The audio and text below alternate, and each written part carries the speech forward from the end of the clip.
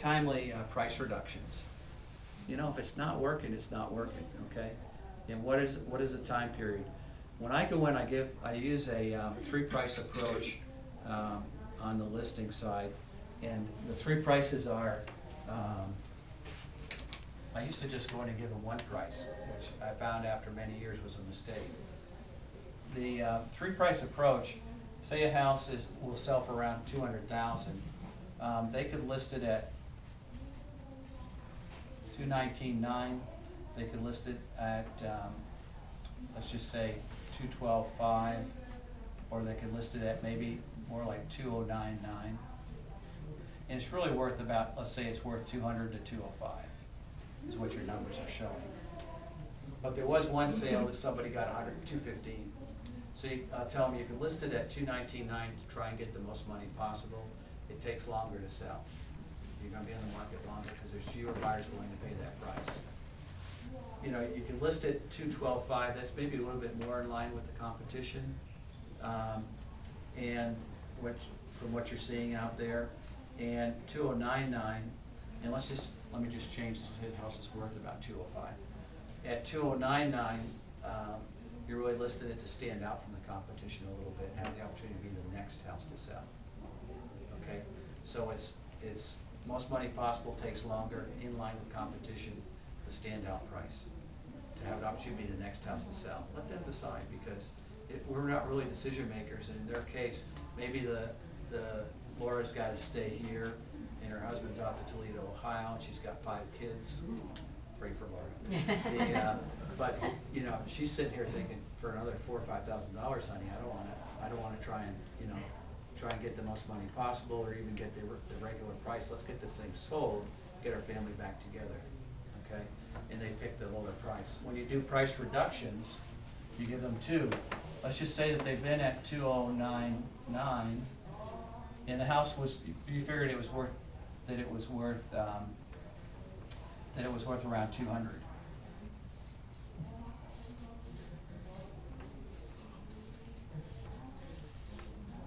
Okay, this is where they've been at for a couple of months.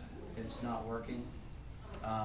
This is the normal price reduction. You maybe go down 5 and realign yourself with the competition, or you could list it at $199,900 and tell people we've listed it closer to where we felt it would sell, and have an opportunity to be the next house to sell.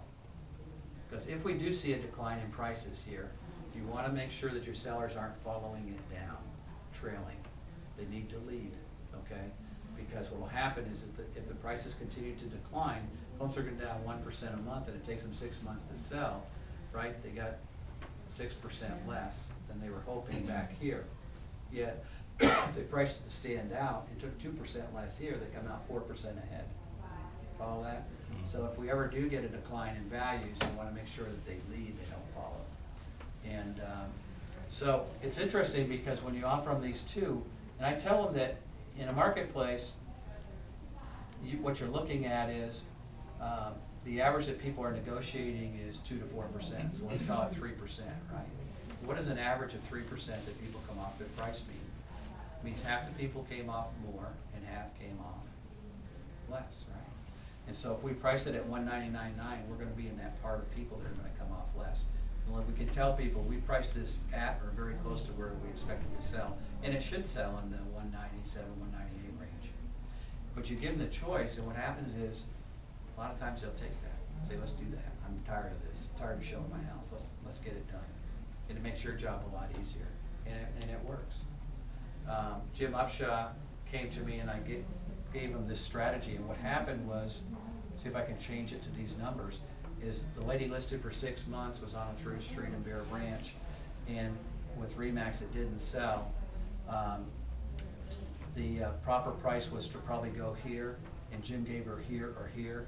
She went here, and she sold it, and he sold it in 2 weeks for a little over that, because it caused so much interest that they got multiple offers. So think about giving a 2-price approach when you're talking about price reductions. Mark, I have a But question. it's real critical in this market to have, when you have a lot of competition, to have it priced right. Yeah. Question on the left side, we were talking about the most money possible, the 3 choices. How did you word them? Most money possible? in line with the competition. In line, okay. Stand out from the competition.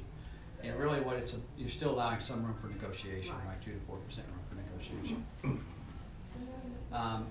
And you know, you're leaving this information sheet with them so that if they picked the 219.9 and Donna's got that listed and you know, she's out there for 3 months and 4 months, her listing's starting to come up and you know, you're saying we really need to realign ourselves with our competition. They're gonna, well, you recommended, you know, that we go here in this range. And she could turn around and say, remember, look at the 3 prices we talked about. That was to try and get the most money possible. Fewer people are willing to pay that price.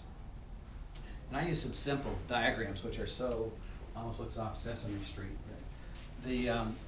I tell them if you take a triangle like this, you put a line here with a $ sign at the top, and these are all available buyers in the marketplace at any given time.